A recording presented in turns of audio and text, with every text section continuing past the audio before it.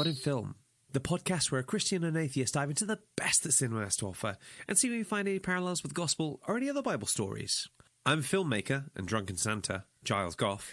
And I'm test engineer and disbelieving 10-year-old Phil Coleman.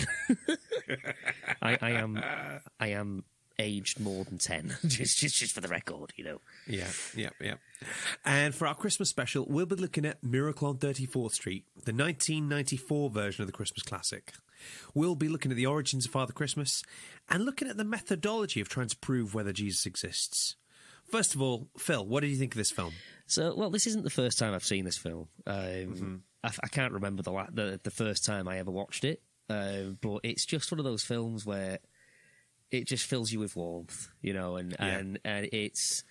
I always forget that Richard Attenborough was in anything else other than Jurassic Park. So to see him there and not trying to convince a load of investors to buy his dinosaur park off him, well, it was just a bit... It's got a lot to get used to, you know what I mean? Well, how mental is it that Santa Claus was the ones that invented Jurassic Park, you know? I know. Like, well, this is the thing... I'm just picturing like his sleigh being pulled by a pack of velociraptors throughout. Well, to be fair, we do Jurassic Park being a sequel of Miracle on 34th Street. You do actually get to see that. If you look closely, there is little nods to it. Yeah. But yeah, no, I think this film's great. It's just so heartwarming, and I often also forget that it's a bit of a legal drama as well, which I think is just great. Do you know what I mean? So, do you remember as we were doing the horror series that we did, and one of the things I said to you was, "This stuff is so dark and scary and depressing. We're going to do like a hugs and puppies episode." Well, this is our hugs and puppies episode. Okay. To be fair, there are a lot of hugs in this. I don't remember seeing that many puppies, but metaphorical puppies. I can accept metaphorical puppies. That's fine. Now it's time for Phil's Facts. Phil's Facts. So, Miracle on 34th Street is a 1994 American Christmas fantasy comedy drama film. Try saying that 5 times fast. Co-written and co-produced by John Hughes and directed by Les Mayfield. It is actually a remake of the 1947 original, which won 3 Academy Awards. And the story takes place between Thanksgiving Day and Christmas Day in New York City and focuses on the effects of a department store Santa Claus who claims to be the real Santa. So, Sammy, the deaf girl, played by Samantha Krieger, was actually deaf, one of 3 deaf siblings from deaf parents. Richard Attenborough asked for her to not be rehearsed for the scene, so the surprise on her face when he signed to her was genuine. That's adorable. How cute is that? That's really sweet. I just imagine Richard Attenborough being as gentle as he is in that film as his character is, and that just proves it to me. Yeah. Dickie Attenborough was too good for this world. Dickie. Yeah. The director of photography decided to put a light above each of the actors' and actresses' heads during all of the shots to give a distinct glow behind them. And this is quite popular in the 1990s. It helped to give a warm feel to the remake of a classic movie. And apparently they did that for a lot of remakes. So there was just lights just above people's heads then? Or just behind? Because if it was right above, you get these like dark sort of shadows. I think what they did is they'll have to have lit it like normally, like, you know, the kind of normal sort of lighting that you would get for like a family film of that kind. But then I imagine they had one effect light that was effectively backlighting all of the hair and that, and you can see it quite. It's like one of the first things I noticed about the film. Actually, when I put it on, I was like, I tell you what, this is one. There is some squidgy glowiness going on here that I cannot put my finger on. You are so much better at lighting than I am. I'll be like, okay, let's work on the script, let's get the locations, source the performers, and then I'm like, Phil, make picture look good, nice, please, thank you. And I'm just like, hey, don't worry, baby, I got you. I don't say it like that. You know? That's it. No, he says it exactly like that. So, you know, I'm trying to let me keep my secrets, man. So. At the end of the hearing, Brian Bedford asks Kris Kringle if he would like to share a cab home. Chris replies that tonight he shall be somewhat busy, implying that he will be delivering presents. However, the time is already past midday on Christmas Eve in New York, meaning that he should have already delivered presents to every country which is GMT +7 or ahead, and it is already Christmas Day in those countries. Although, to be honest, he has got the perfect excuses like, "Oh, I'm sorry I'm late, mate. I was in court. I was in court. I had to go talk to the judge." It's a great excuse as they go. Yeah. According to an interview with Adam McKay, 20th Century Fox had planned to give this movie a small 800-screen release. I'm just going to stop there, actually, because a small 800-screen release, do you know what I mean? Yeah. I'd like a small one freaking screen release for one of my films, but... Please don't. But hey, don't. there we go. Anyway, until it received a perfect 100% test screening score, which is pretty great. Instilled with confidence, the studio tripled the marketing budget and gave it a wide release. But the strategy backfired when it collapsed in the crowded 1994 holiday movie slate, notably compared to another more successful Santa Claus-themed movie, The Santa Claus. I heard that the original Santa Claus movie... the original Miracle on 34th Street, they actually released it in June. Yeah. It was. I believe the trailer had no mention of Christmas in it at all. Yeah, they tried to downplay the Christmassy. It's like, not so much Christmas in this. Of Miracle on 34th Street. Because the studio boss said, well, the thing is, films released in the summer make more money. It's like, yeah, but it's a Christmas movie, you pleb. That said, the guy from the original did win the Oscar for playing Santa, didn't he? Yeah, he did, yeah. McKay attributed its failure to its plot depicting bureaucracy out to disprove the existence of Santa Claus, jokingly saying, "No one's going to say that Santa Claus sucks." And for the purposes of our listeners at this point, whether you believe that Santa is real, or whether you believe that Santa is not real, we have literally no intention of disabusing you of any of your beliefs on this episode. Yeah. You believe what makes you happy. Gimbals, which was in the original as the competing store to Macy's, had gone out of business in 1987, hence it was replaced by the fictional Shoppers Express, which I think is a much worse name, if I'm honest. It sounds like going... It sounds like, I'm going to go to Selfridges. But also across the way, don't worry, there's a spa. Do you know what I mean? Yeah. Like, it just doesn't sound very good, does it? It doesn't, no. And last one, true. in its original theatrical release, 20th Century Fox offered a full refund to any viewer who didn't enjoy the movie.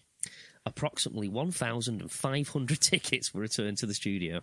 Because I bet there's going to be some guy out there who heard that and just went, well, I mean, I liked it, but I could do with me £8 back. Yeah. So, Yeah. or however much it was back then. It was probably like 4p or something stupid. Fantastic. Absolutely. Thanks for that, Phil. Now, one way of looking at Miracle on 34th Street is that it's a story of how a kindly old man loses his job. Both Phil and I can attest to the fact that being unemployed can have a dramatic impact, not just on your economic well-being, but also on your sense of worth. That's absolutely correct, yeah.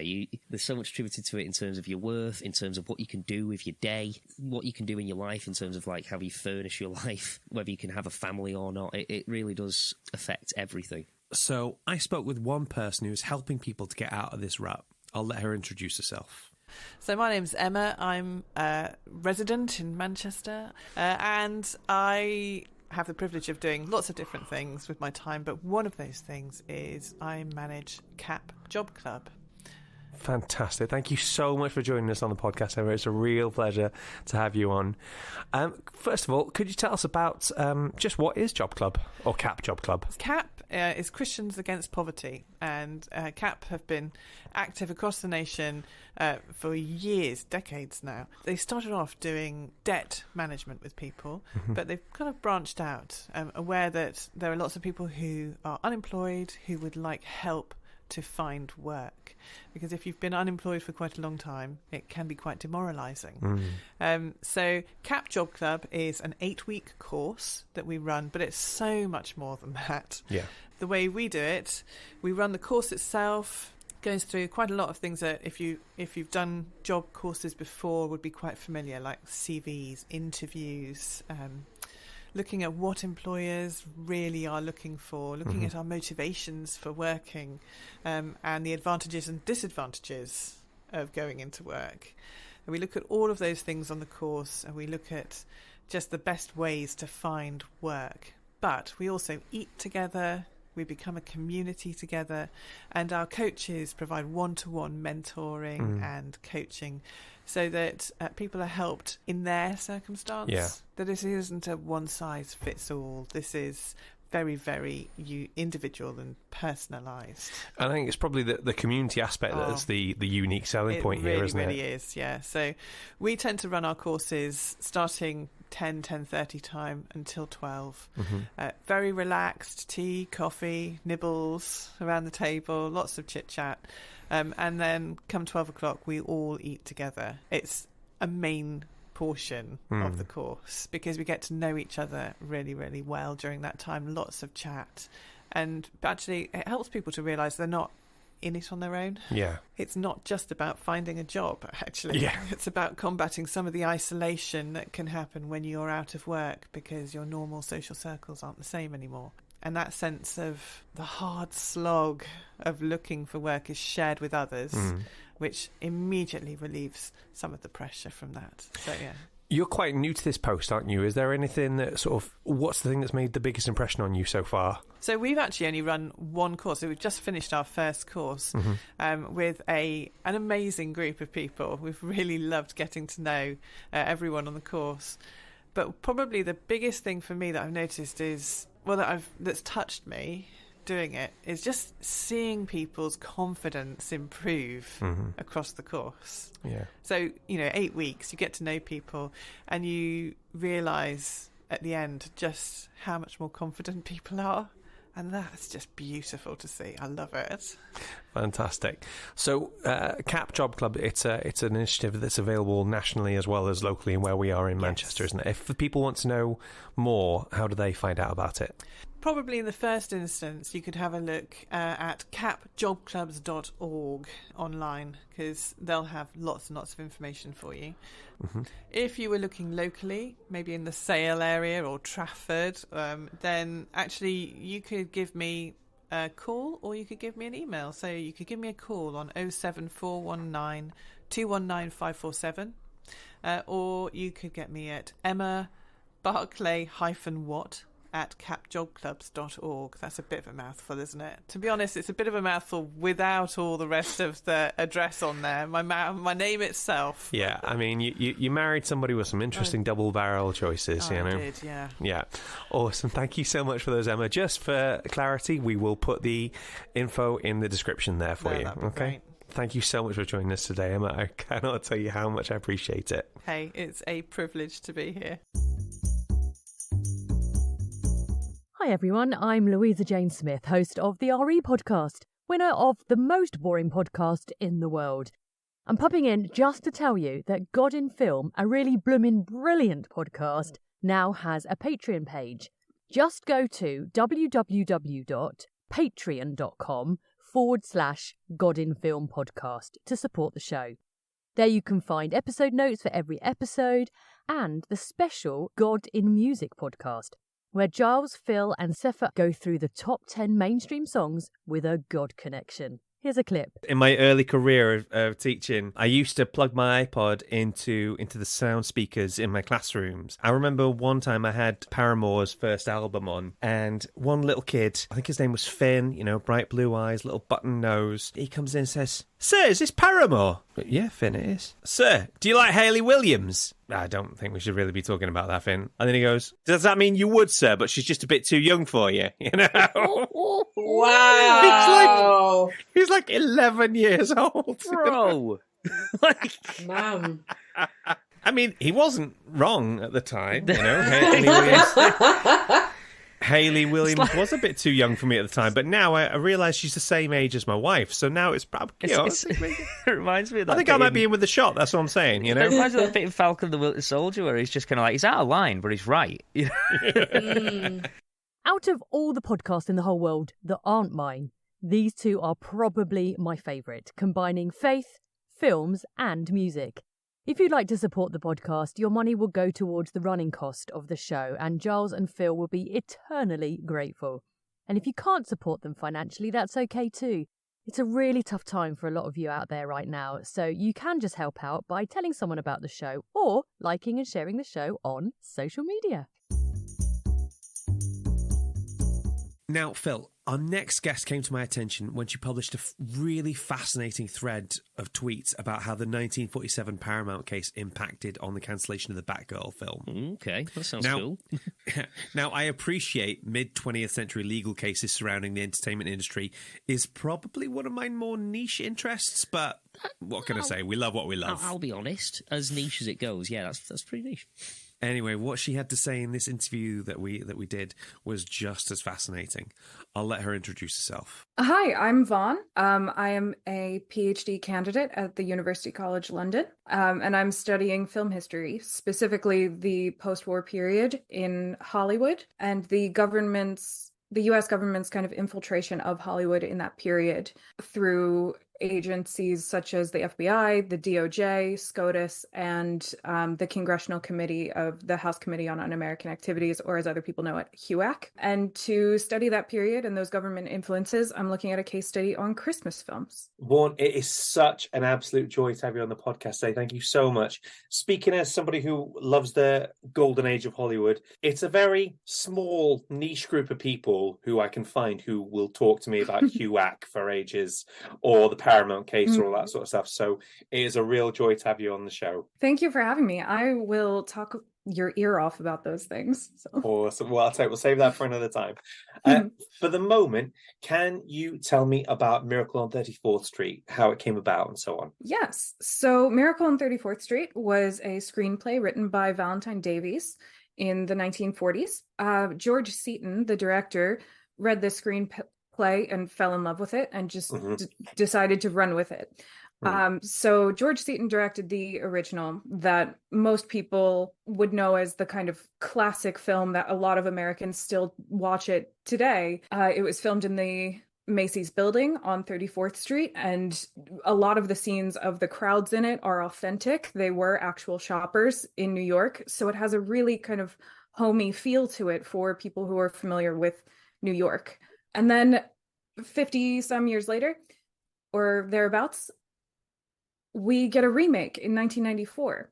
And it's really fascinating, the kind of differences between these films. This 94 version came about because in the 90s, after the Cold War, we started seeing Hollywood having a return to Christmas films. For many decades, they stopped making Christmas films at all. Oh, really? And just kind of turned to, especially in the 60s and 70s, turned to TV specials, which would be the kind of Rudolph and Frosty from Rankin Bass animations, and A Year Without a Santa Claus. You also get the Dr. Seuss's How the Grinch Stole Christmas in 1966, I believe. And we also have this like surge of TV Christmas specials, like you see with the Star Wars Holiday Special in 78.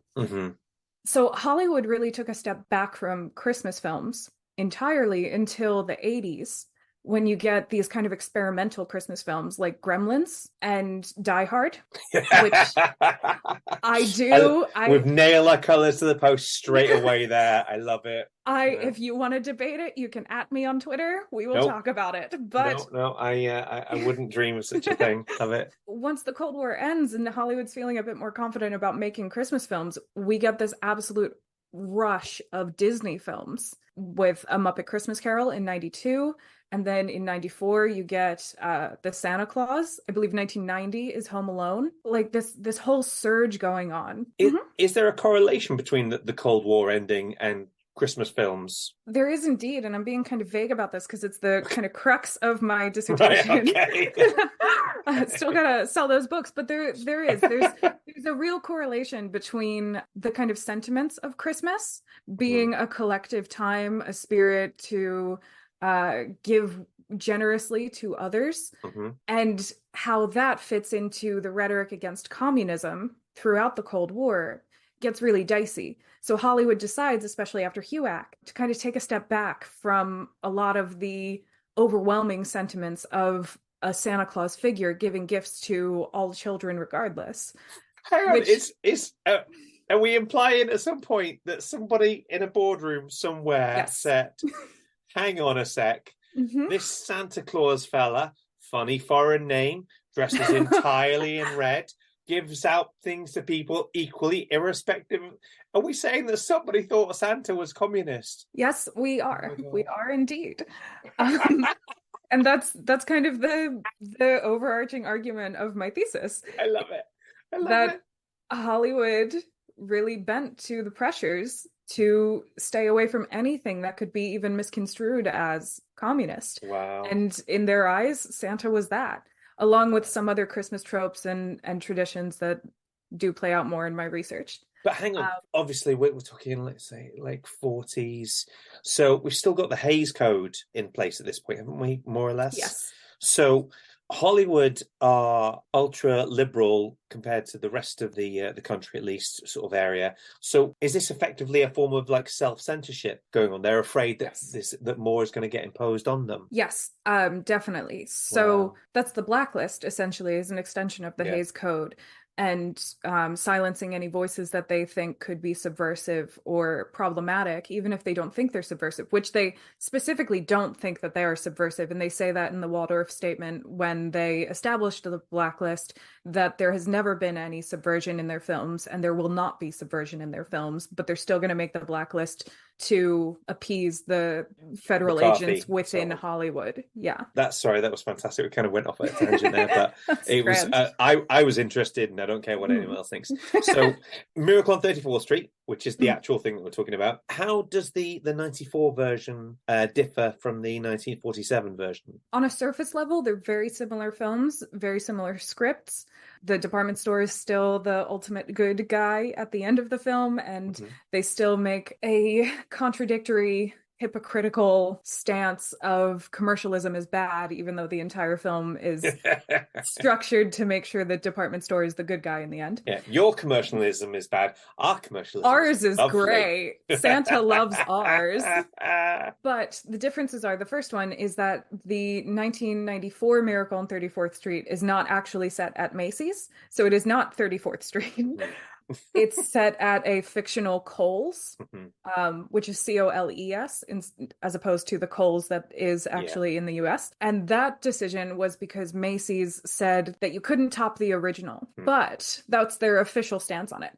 But there is some speculation about that decision because Macy's was in a bit of a financial difficult place in the mid 1990s, and they did not want any kind of publicity at the moment, which is quite bizarre because the original film did phenomenal publicity for Macy's. So you would think that they would want that again, but they were in some kind of legal and fiscal jeopardy. So they said, absolutely not. We're not going to draw attention to ourselves right now. Okay. So that's the first major difference. And as I said, with the original 47 version, you can really kind of feel the New York aspect in that film. There's so much that just really grounds it in New York. And the remake was shot in Chicago.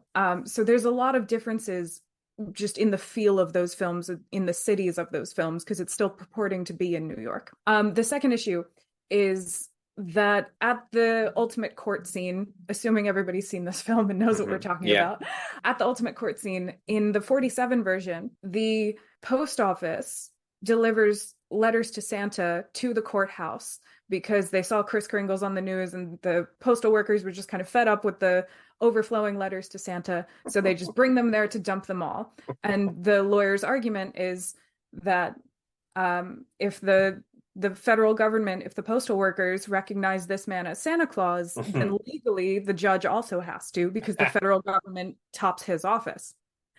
In the 1994 version, rather, that ultimate kind of gotcha moment is because the judge receives a Christmas card with a $1 bill in it. And on the back, it has "In God We Trust" circled. Yeah. And he realizes that if the federal government, if the Department of the Treasury can recognize God on their currency, then the state of New York can recognize Santa Claus. Yeah. And totally fine. Both of them have this kind of federal versus state level political aspect that's very fascinating. But that major difference between the post office just recognizing that this man is Santa, so therefore he must be, and the federal government being able to recognize God, that's a huge disconnect. And I find it really fascinating. Yeah, no, it's absolutely fascinating. Listen, Vaughn, I could talk to you absolutely all day about this, and I'm sure any number of any other things. I'd better cut it short, though. Thank you so much for talking to us today. I really appreciate it. Of course, thank you for having me. Okay, Phil, that was Vaughn. What do you think? I absolutely love that the American government was just like, Santa Claus sounds like a damn commie. You know, just, right? Of course they bloody well did. Do you know what I mean? It just, oh dear. Like, I think that's something that will live in my head rent-free every Christmas now. And I'm going to the US this Christmas as well, so I might ask some questions about that. I think that's hilarious. But, yeah, no, I thought it was really interesting what she was talking about with regards to, you know, that sort of faith-based ending. Because I did wonder about that myself, you know, like having faith, talking about the idea of having faith in someone, whether they are who they say they are or not. Yeah. There's a lot of questions to be asked and answered there, I think, and her addressing that. Yeah, I just thought that was really interesting, and I thought extremely knowledgeable person. Yeah, she was phenomenal to talk to. Absolute joy. Absolutely. Anyway, now it's time for... What's that? What's going on? Did you losers think you could get through a whole season without me? I don't think so.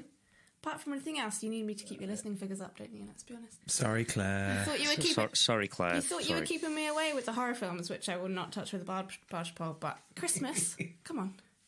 That's fair enough. I mean, Christmas is a little more cuddly. Yeah. So. Yeah. I'm sorry, darling. What a tremendously bad oversight on my part. Yeah, damn right. Is there anything you would like to add to help our terribly low listening figures? Yes. I would like to talk about the origins of Santa Claus, please. Fantastic. Sounds great. Let's do it. It's very interesting. So, Santa Claus, Father Christmas, started out, believe it or not, as a Greek bishop called St. Nicholas, who was born around AD 280 in what is now Turkey. And he became the patron saint of children, largely due to two stories that sprang up around him. Mm-hmm. First of all, that he came across 3 daughters who were about to be sold into prostitution by their financially strapped father. Oh dear. So it's not the lightest of stories.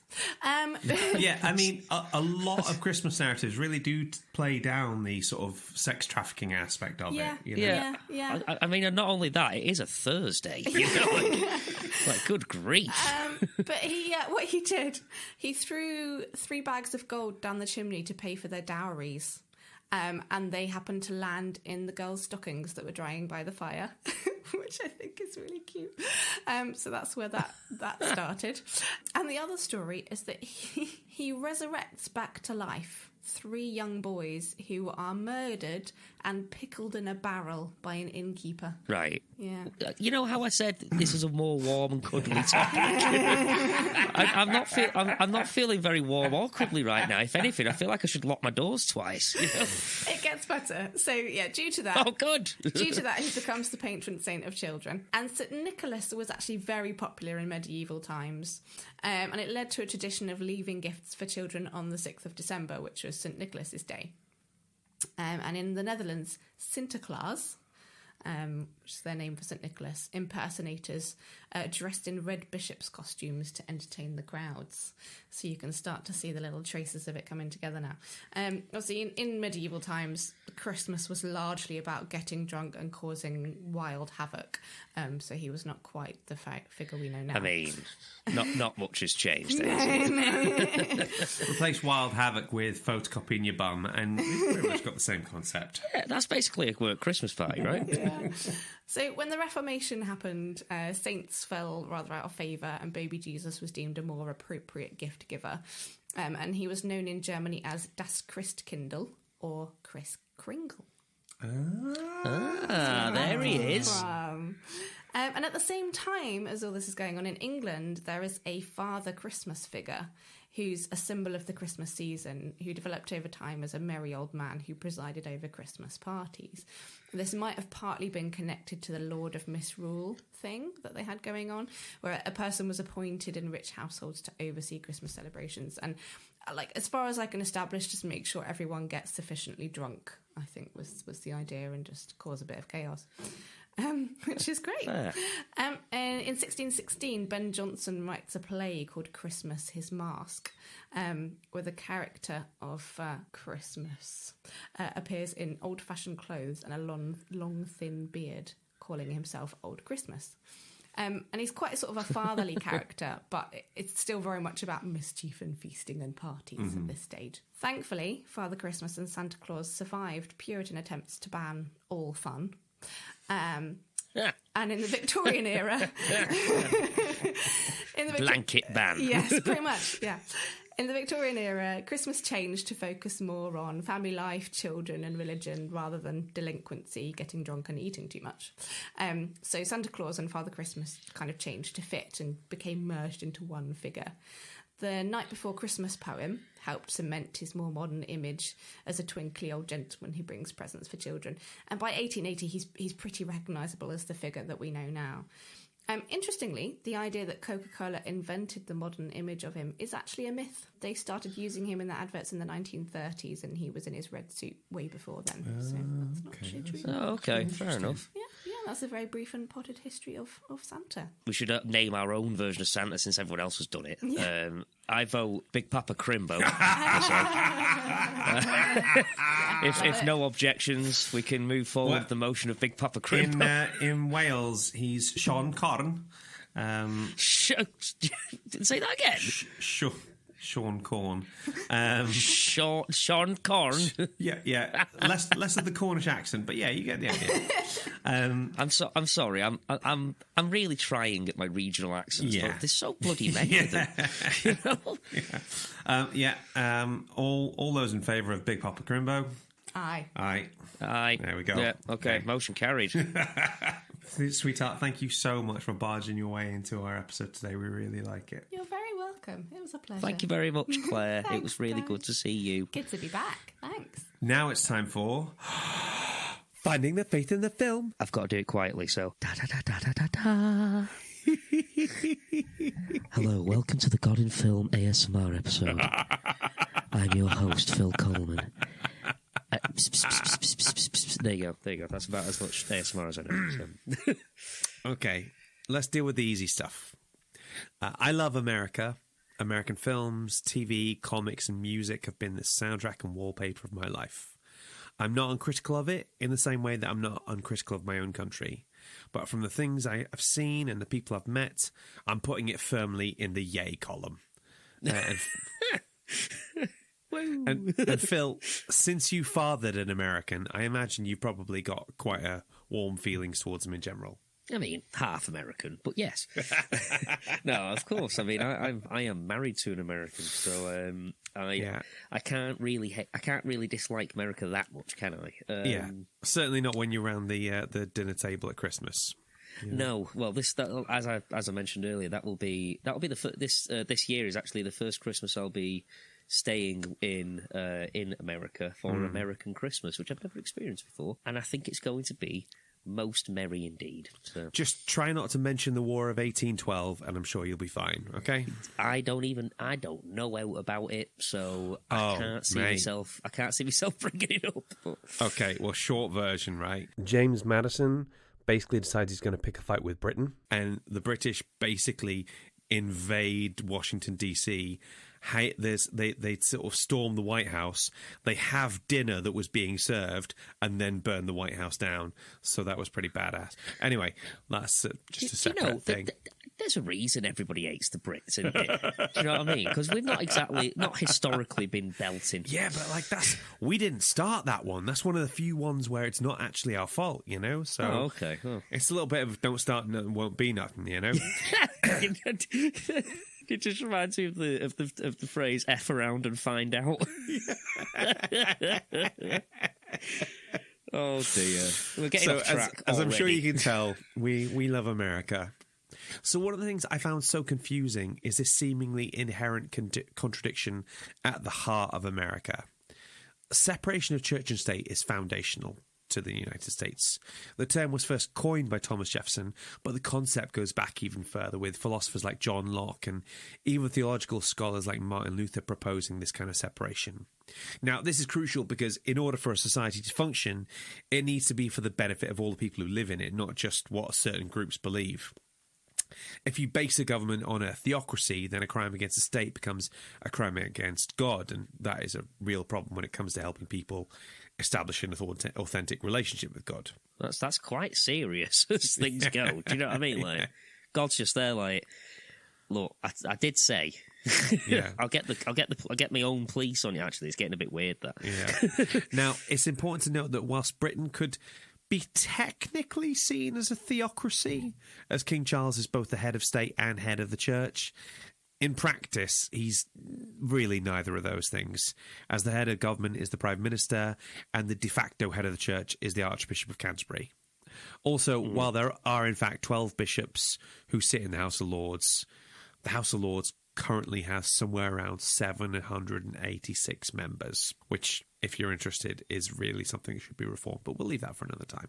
America has to worry about precisely none of this, and whilst religious lobbyists are a big deal, the government remains a steadfastly secular institution. So, with all that in mind, what's with the whole "In God We Trust" motto? This seems to be a very American thing. Where God seems to be like a foundational part of everything to do with America. Do you know what I mean? Like, right down to whether they should have guns or not, for example, and whatever's on their dollar bills, their reason for like their family values. There's quite a lot that's where God penetrates into American society, and I don't know where it stems from. I mean, like, obviously we've got God Save the King now. But that dates this episode, doesn't it? we weren't pretending to be anything other than just a crazy country that sort of had a load of stuff that was still hanging around that we didn't need anymore, you know? It's like, God save the king because we've tried and I don't know what we're going to do, guys. It's up to God now, you know? How can you say you're keeping God out of the business of government and at the same time say that in God you trust on all your money? You know, it seems a bit of an odd one. So, believe it or not, there has been several court cases about this. There are literally organisations about keeping religion out of government, and apparently in Lambeth versus the Board of Commissioners of Davidson County, 2004, a federal district court in North Carolina determined that the inscription "In God We Trust" on the facade of the building does not violate the separation of church and state. Okay. So, okay, fine. Following year, the Fourth Circuit of Court of Appeals affirmed the lower court's decision. So in 2006, a US judge wrote Newdow versus Congress of the United States. The national motto is excluded from the First Amendment significance because the motto has no theological or ritualistic impact and is of a purely secular and patriotic and ceremonial character. The words "In God We Trust," he said, constitute, in effect, a secular national slogan. What? No! It sounds mental. When you dig into it, what they're saying is, because it's been said so often and because it's so hooked in to, like, American identity, it's kind of lost all theological meaning. I can see the argument for it. I think it's an absolute load of codswallop. Yeah. But I see where they're coming from, especially from, like, a legal standpoint. Yeah. I can see the logic. But good grief. It is a mental one. But then again, Phil, if you sang the national anthem, "God Save the King," and they'd be like, but hang on, Phil's an atheist. Phil doesn't believe in God. So why is Phil singing "God Save the King"? How does he manage to somehow combine those two things that don't sort of sit well together at all? Maybe I'll start singing "Won't Someone Save the King?" You know, like something like that. Just to I'll find like a secular version in there somewhere, you know. But just the idea that through repetition it's lost all meaning and therefore isn't a religious statement anymore, I thought was absolutely fascinating. That's some real mental gymnastics right there. Like, you can see how lawyers make a lot of money. Oh, yeah. Oh, yes. So the next bit, is a little bit trickier, so strap in. I had a feeling this was coming, so let's go, guys. Let's do this. So let's read the following speech from the judge that concludes the court case. He says, "The young lady who just approached the bench presented me with this Christmas card and this. It's a $1 bill. It's going to be returned to her shortly, but by presenting me with this bill, she reminded me that it's issued by the Treasurer of the United States of America, and it's backed by the government and the people of the United States of America. Upon inspection of the article, you will see the words, 'In God we trust.' Now, we're not here to prove that God exists, but we are here to prove that a being just as invisible and yet just as present exists. Federal government puts its trust in God. It does so on faith and faith alone. In the will of the people it guides the government, and it is and was their collective faith in a greater being that gave and gives cause to this bill's inscription. Now, if the government of the United States can issue its currency bearing a declaration of trust in God without demanding physical evidence of the existence or non-existence of a greater being, then the state of New York, by similar demonstration of the collective faith of its people, can accept and acknowledge that Santa Claus does exist, and he exists in the person of Kris Kringle. Case dismissed." I mean, flipping heck. There's quite a lot. There's quite a bit to. There's quite a lot there. There's quite the monologue. Yeah, really. Flipping heck. Can you imagine? It's a good one. It's like it's for him to have come up with that on the spot, even as a judge. I'm just like, bro, you took some mad elocution lessons. Yeah.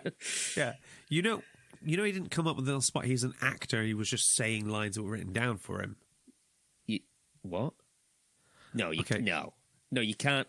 Okay, Phil. That wasn't live. We'll have a little chat off mic, and we'll sort all this out later. I thought Richard Attenborough looked good for a dead guy. You know? I am so sorry to the estate of the Attenboroughs.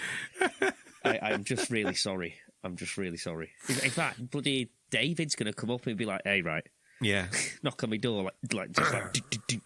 Look, mate. Dave's got some things to say, you know. Well, I've been all around the world. I've been in front of gorillas. I can handle you. I don't know why he's from Warrington, but there you go. Because they're all from Warrington. They're all from Warrington in my head. Yeah. Like the cradle of human civilization is Warrington. Yeah, that's where the primordial soup started. You know what I mean? I've got a lot of things to say. You're making me laugh too much. I'm so sorry. Please continue. Okay. So what's interesting here is that the judge doesn't actually make a judgment based on the weight of evidence for or against Kris Kringle. What he does is essentially use an element of equivalence. He says if the US government can believe in God without evidence, then the state of New York can believe in Santa Claus without evidence. In essence, if they can believe X, then I can believe Y.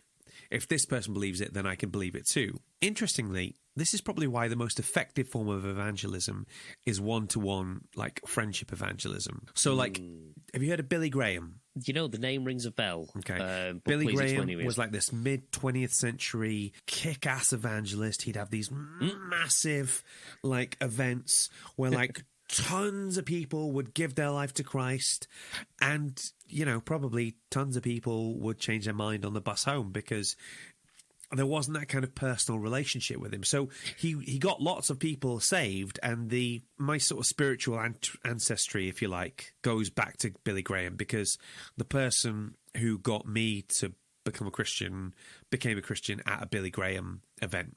Okay, I see, yeah. I love the term kick-ass evangelist. He was a kick-ass evangelist. I imagine him, like, flying this dude was like evangelist to the Queen. He was like a spiritual advisor to pretty much every president. His son, Franklin Graham, really not as impressive, predominantly because of his support of Trump. But anyway, that's a whole other thing. I thought you were going to say, like, because he works at Target or something like that. Billy Graham, awesome. Franklin Graham sucks. That's the system that's the best way to put it. To be honest, if he supports Trump, that's an auto suckage point. Yeah, you know what I mean? Yeah. Do not pass go. Do not collect 200. Anyway, whilst you got like high numbers of people, it's quite a low percentage of people getting saved, if that makes sense. You know? Yeah. One-to-one witnessing is the most successful. It's the best tool that we've got, really. And I think it's because personal credibility is so crucial. And that's because in order for society to function, we have to trust people. It's impossible for human beings to corroborate every single piece of information they're given. So a lot of the time, we have to trust that someone is giving us information based on that person's reputation for credibility. So, for example, you said that you went to a Catholic school growing up, right? I did. But I've got no evidence of that. And I don't even know what Catholic school it was. And I can't prove or disprove that you went to a Catholic school. So why should I believe you went to a Catholic school? And it's because I have to trust you, because if we don't have a basic foundational trust for each other, then society pretty much collapses. Do you know what I mean? Well, I mean, I had to tell you that because if I told you I was raised by wolves, you probably wouldn't have believed me. So, you know. I wasn't raised by wolves. I did go to a Catholic school. So, anyway, I wanted to tell you about a guy who needed to know more about Christianity. So he asked some people that he knew were credible. There's this guy back in the 80s, Lee Strobel, was an award-winning investigative journalist and legal editor of the Chicago Tribune. You probably might not know this, but your wife might know something about the Ford Pinto, how it was basically like a death trap as cars go. Yeah, I am aware of this that. Was a car. That was an 80s. It was an 80s car, right? Something 70s, 80s. This was a car 70s, that was basically 80s. Because of where they put the petrol tank. If somebody collided with it at something like 20 miles an hour, it would explode. You know, and Lee Strobel was one of the people that uncovered that. So anyway, that's something that got past quality assurance quite. Yeah, that was. That's not good. yeah. But it does show that Lee Strobel knew how to dig into things. Do you know what I mean? Yeah, no, he discovered that pretty big. Yeah. So when his wife Leslie became a Christian, Strobel was an atheist at the time, and like so many disapproving husbands, he got dragged along to church with his wife. And as best I can tell, he decided he was going to disprove the existence of God out of, from what I can see, pure spite. I'd see where he's coming from. It seems quite mean-spirited. Yeah. But, you know, if you got the time. So what he did was he actually interviewed 13 leading scholars and experts, posing to them the tough questions he had as a skeptic. And this formed the basis of his book, The Case for Christ, which is what I'm reading at the moment. I say reading, I've got the audiobook of it, so I'll be having these like fascinating observations about sort of biblical scholarly stuff whilst pushing Riley on the swings, you know? Sorry, Riley, I'm just getting to a juicy bit. Yeah. You know, more often than not, I have to rewind a bit. No, I lost that track of that. So yeah, that's fair. I'll just give you some examples of some of the stuff that he talks about. So first of all, a friend of mine recently said that part of the reason she couldn't believe in Jesus was that all the evidence for him comes from the Bible, and that's biased. And I was like, okay. Unless it is meant to be without bias for a specific purpose, surely all storytelling has some kind of bias. Yeah, potentially. But I guess the point I'm trying to make was the Bible wasn't a biased text. The Bible was a collection of texts about Jesus, and they worked out which bits were the texts that they thought were legit. They left out the bits that they thought weren't legit, so that's why. To be fair, it did come from many perspectives as well. So, I suppose bias at that point, the only bias is that they all looked at Jesus and went, "Yeah, sort of got him." Yeah. Well, the interesting thing is, there's a fair bit of extra biblical evidence, stuff that we've talked about the Apocrypha, we've talked about stuff that this isn't that. This isn't like that sort of Bible fanfic thing. This is other people writing at the time who mentioned Jesus, okay? So there's this one dude, right? Tacitus, who's a Roman historian and a politician. Now, he is going to be biased completely in favour of Rome, and therefore biased against anything that is a danger to Rome, right? Sure. So he writes these kind of annals of history covering like the death of Augustus in like 14 AD, going all the way up to like 96 AD. And he writes about like the Great Fire of Rome, okay? Where Emperor Nero is in charge. So I'll read out the bit to you that I've got, okay? Consequently, to get rid of the report, Nero fastened the guilt and inflicted the most exquisite tortures on a class of hated for their abominations called Christians by the populace. Christus, from whom the name had its origin, suffered the extreme penalty during the reign of Tiberius at the hands of one of our procurators, Pontius Pilate, and a most mischievous superstition, thus checked for the moment, again broke out not only in Judea, the first source of the evil, but even in Rome, where all things hideous and shameful from every part of the world find their centre and become popular. Accordingly, an arrest was first made of all who pleaded guilty. Then, upon their information, an immense multitude was convicted, not so much for the crime of firing the city as of hatred against mankind. So basically, what he's saying is that all these Christians, we rounded them up, tortured them, they gave us some names, and then we tortured them some more. They probably didn't set fire to the city, but we just hate those guys anyway. But the interesting thing is, right? I mean, I told you. It's a bit bloody. That's not exactly like, regular Tuesday evening. Yeah. sort of activities, is it? Like the Romans, in so many ways, not a great bunch of lads, No. But it's interesting because so. it's interesting because it talks about this guy Christus who was executed, suffered the extreme penalty, which is execution. Guessing that's Christ. Pontius Pilatus, yeah. So Christus, it's Christ with an us attached to it, Yeah. So we have like extra biblical information saying that Christ was executed by Pontius Pilate. Like, we don't know anything else about him from that, but we know there was this dude, he was executed by this other dude. Now, that then, obviously, that backs up what we've got in the Gospels. Does that make sense? Yeah, I mean, it doesn't say anything about his character. The only thing I did pick up on is just that it did talk about like how his influence seemed to start things in Judea, and across the way, and where all things, I can't remember what he said now. It sounded very much akin to what a wretched hive of scum and villainy. Do you know what I mean? Like, it was that kind of like feeling. Yeah, I love the fact that he's slugging off his hometown. Oh yeah, it's just like, look, no one likes where they're from, right? Yeah, just we've all been there. I mean, I've not been to Judea, but I've all been in that position. Yeah. That's the only thing I picked up on with that, is that it seems as though, I mean, I suppose the only bias I could really could pick up on was the fact that he disapproved of everything that Jesus was doing at the time.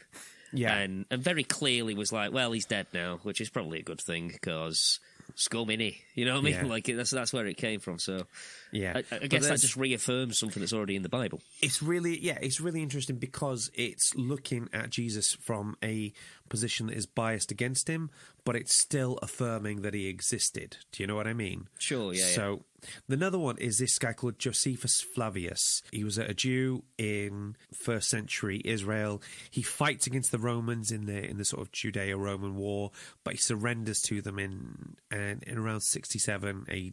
Or 63 AD, something like that. He's forced into being a slave to the emperor, I think Vespasian, and one of the things he does when he's granted his freedom is he writes a history book on the Jewish people, calls it the Antiquities of the Jews, and there's like tons and tons of books of it. There's two references, right? Okay. It describes one reference he has describes the high priest Ananias, and he talks about how this guy Ananias assembled the Sanhedrin of judges and brought them before the brother of Jesus, who was called Christ, whose name was James, and some others.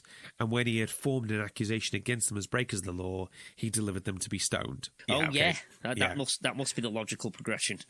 Well, like, he's a high priest who was like high sort of Jewish priest. Like, these dudes are all going around saying, hey, Jesus was the Son of God, and they're like, no, we don't like that. So of course they get stoned. But the thing about that quote is that it tells us about James as the brother of Jesus, right? So it's like, now we know James, who is also mentioned in the Gospels. We've got independent evidence for that dude existing, and also the brother of Jesus. So again, more stuff for Jesus existing. And that line, who was called Christ. Now, do you want to hear something weird? There is another quote. Sure.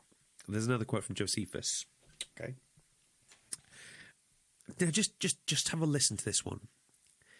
Now, there was about this time Jesus, a wise man, if it be lawful to call him a man, for he was a doer of wonderful works, a teacher of such men as received the truth with pleasure.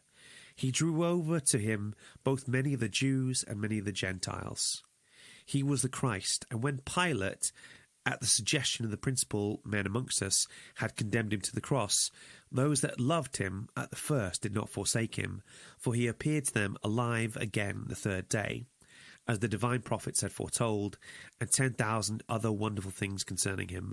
And the tribe of Christians, so named from him, are not extinct at this day. Now, that is a lot more Jesus, yay, than the first one, isn't it? It's the bit where he says, and they appeared alive to him again.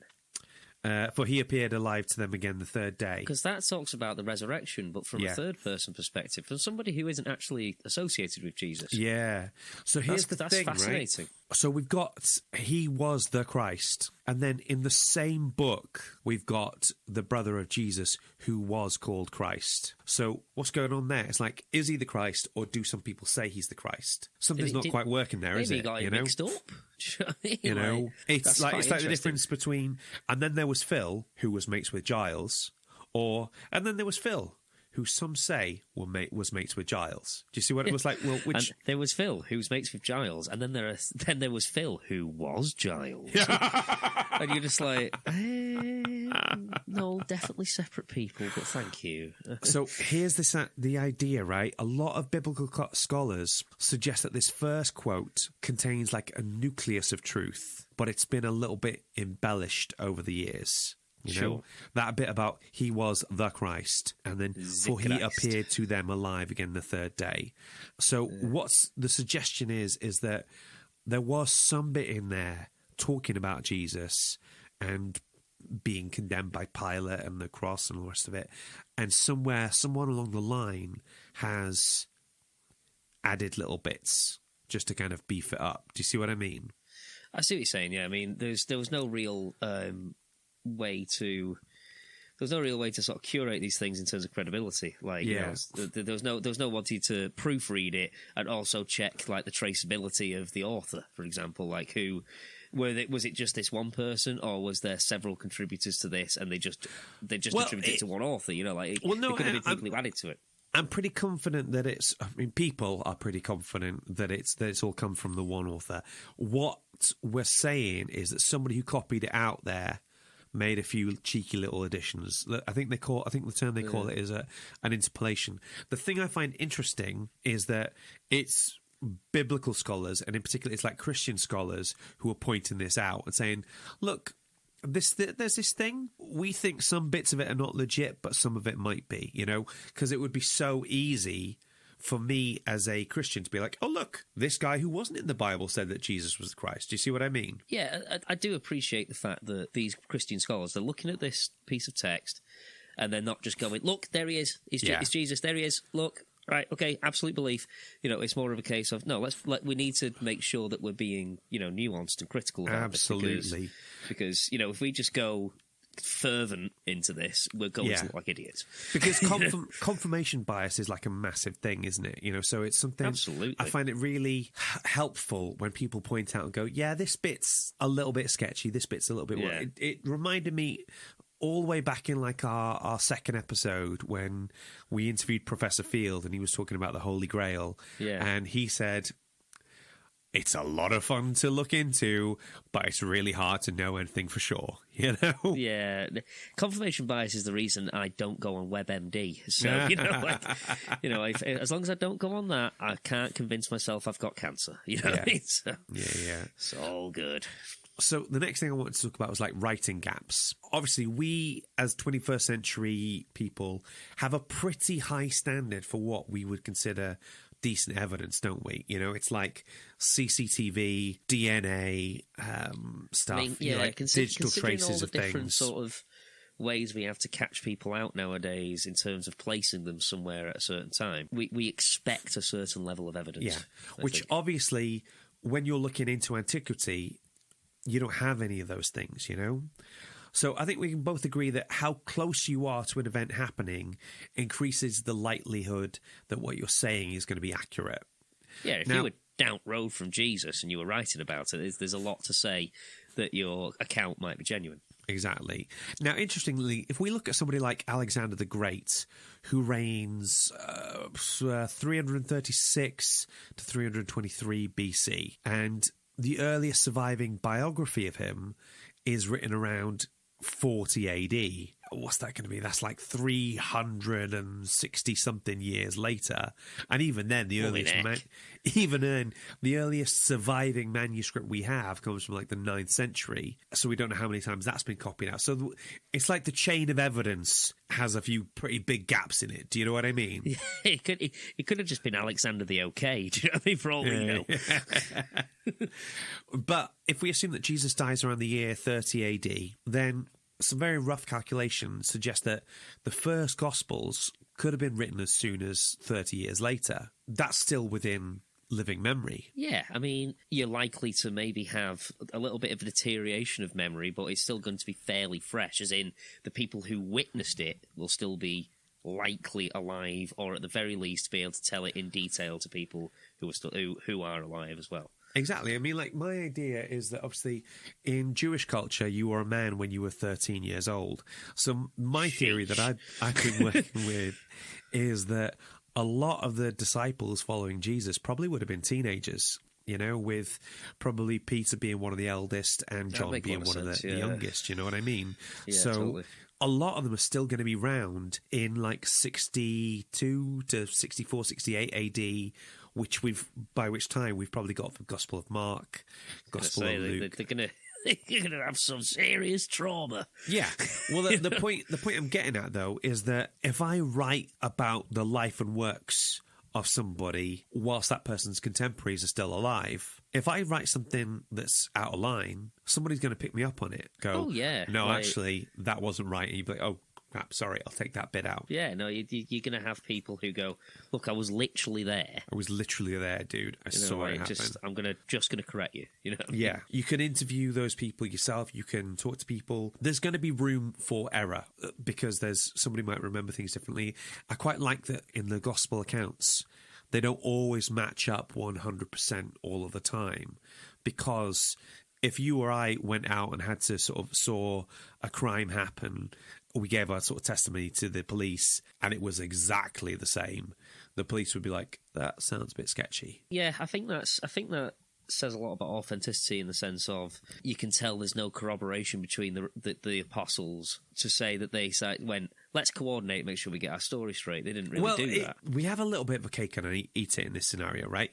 Because like Mark is like the earliest gospel that comes out, and that's the newsflash one. It's like, all right, listen, here's the important stuff. Shut Pow, up. This gospel. is the boom, boom, boom. And we buy that for $1. Yeah, you know. And we talked about like the idea of like a Q or a quell document. It's like a theoretical sort of like book of sayings according to Jesus, you know, that's been lost now, and that we think that Matthew and Luke might have sort of taken a bit from this sayings document and a bit of what Mark said and kind of put them together. So there is corroboration on those three Gospels, but John, whole other thing, you know, like the Gospel of John is like more poetry than anything else in a lot of the stuff that is. So you've got a bit of corroboration here, you've got a bit of a completely separate independent source here, but they all agree on the main stuff, which is like the crucifixion and the resurrection. You know, like that stuff I'm always come back to and be like, this is the stuff you can't do without. They always come back to the main beats of the story. Exactly.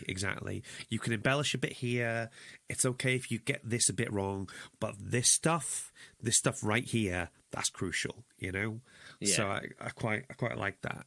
So obviously I appreciate for us in the 21st century, 30 years is a long time to wait for a biography. But in terms of studying antiquity, that's basically a news flash. You know, like breaking news, Twitter alert, you know? Yeah, basically. in terms of historical accuracy.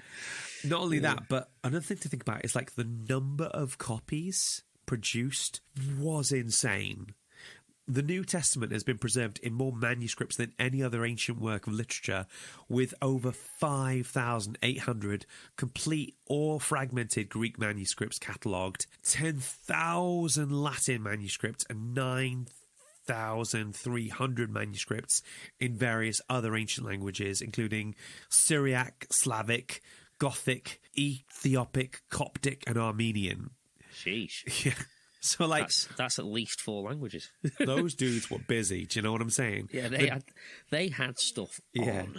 The dates of these manuscripts range from 125 AD all the way through to the the introduction of the printing press in Germany in the 15th I'm century. sorry, I can't come to temple. I'm busy translating Bible into Coptic. Why is that important? Why does it matter how many copies of the gospel? In simple terms, these books are copied out by hand, right? So that leaves you a much bigger margin for error than if you're just printing something. Sure. So the more copies you have, the more you can look through and try to establish a consensus. So that if there is a difference in the text, you can spot it, compare it with others, and go, that's not quite right there. Sure, yeah. You've got enough different versions where you can cross-reference everything and go, that doesn't match. Exactly. That's not a true representation of what we're trying to talk about here. Exactly. So if you imagine, like, if they're all just slightly different, a little bit here, there, and a comma here and a full stop there, or rest of it, you can look at all of them and try and work out, like, where the differences are in each of them. Does that make sense? Yeah, that makes sense. And you can work out, well, like, what's the consensus point on that? These are all things that I've been learning about by sort of listening to this Case for Christ book, which I'm absolutely sort of hooks me in. Yeah, no, that's fair enough. I mean, it seems fascinating. Yeah, I guess, like, given enough time and enough different accurate copies of it, then its authenticity, well, maybe not its authenticity, but its accuracy as to what the words were at the time.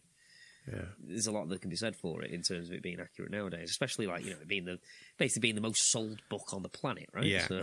I mean, so this is why when somebody says, yeah, but what if you believe what you believe and it all turns out to have just been a spelling mistake? And you're like, nah, dude, you know, that's probably not a thing. You know? It's more, obviously, as we know, this is a very well-established fact on this show that I am an atheist. Yeah, I heard something about that. Yeah, no, I mentioned it once, but even I can see the flaw in that argument, like, where it's because a belief system isn't based on spelling mistakes; it's based on it's based on the whole sort of fundamentals and the what it is trying to teach you as a lesson and how you live your life, and it's like I see all these. I see religion as kind of like almost like a set of rules and guidelines to live your life by, if you would like to live your life to the correct specification of your chosen God, as it were. And that's not always that's open to fluidity, because, I mean, at the end of the day, humans are by and large pretty stupid.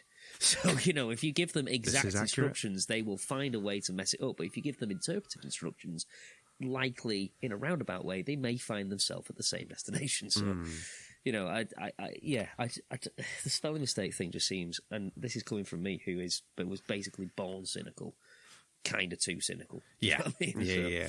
Now, to summarise, you can look at everything I've talked about here and say, well, yeah, that's great, but all those sources are biased in favour of Jesus because obviously a person can't walk on water, they can't resurrect themselves from the dead, or make a storm disappear just by giving it a telling off.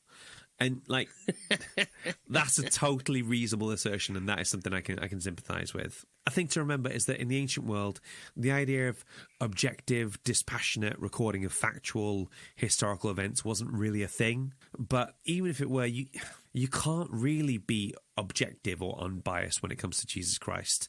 In the same way that a drowning man can't be unbiased about a lifeboat. It's kind of a life or death situation. Do you know what I mean? It's kind of awesome. I see what you're saying, because it comes back to the idea of being saved, doesn't it? Like, you know, it's kind of like, don't believe in Jesus and go to hell. Believe in Jesus, go to heaven. Yeah. Okay, cool. A binary decision. I can work with this. Yeah, so if you do believe in him, then people are going to say you're biased in his favour. But the point I want to end on, and this was something that I was reminded of recently, is that it's not my job to persuade you that Jesus was really the Son of God. In fact, Jesus, as best as I can tell, didn't say anything about persuading people. It didn't interest him. All he told us to do was to tell people about him. That's it. That's all I have to do. So long as I've told you all this stuff, then I've done what I was told to do. And then what you do with that information is completely down to you. That sounds fair to me. That, you know, I will, and again, even with all the insurmountable evidence that you've presented me over all these many, many episodes, I still am the person I am, and that's okay. Quite right too. Anyway, we have some reviews. We love a review. I say We love reviews. It is a review. We love a review. So Lucy Singular. Ryan has been a massive supporter of us pretty much from the get-go. She wrote something. Yes, Lucy. She actually posted something up on her Instagram a while back. She said, talking about our little horror mini-series, she says, I've really enjoyed this season and would particularly recommend the episode about Constantine. Giles and Phil, who present this, a Christian and an atheist, make accessible not only the religious angles of the film that they look at, but also the superhero canon from which they're drawn, which for lay people like me can be a bit impenetrable at times. Thank you so much, Lucy. It is Thank you. Just the teensy scraps of affirmation that we get makes us feel all warm and fuzzy inside. Me. Validate me. Just please. No, Yeah. thank you, Lucy. That does mean a lot, and it's good to hear that we can make impenetrable topics feel a little bit more accessible. That is really good to hear. That's part of the point, part of the reason we do this. So awesome sauce. Okay, ladies and gents, that is us done for the year. It's been a little bit of a quieter year for us this year round. We're sorry about that. We will have loads more stuff coming up for you next year. We're going to do a whole season on superheroes. And I cannot wait. Yeah. If you want to be a guest on that, just let me know. You come tell me what you want to talk about. It'll save me a whole lot of time tracking down guests for it. I mean, I'd be a guest on it, but I'm already here. Yeah, you're already here. You know, you'd have to go away to come back again. It's all that effort. It'd just be awkward. I'd have to put on a different voice. I'd have to wear a moustache. It'd just be. I already have a moustache. Yeah, which is awkward. I'd have to shave off the moustache and then put it back. It's very complicated. I don't know if it's worth all the effort. Do you know what I mean? No, I think I'll just stay the co-host.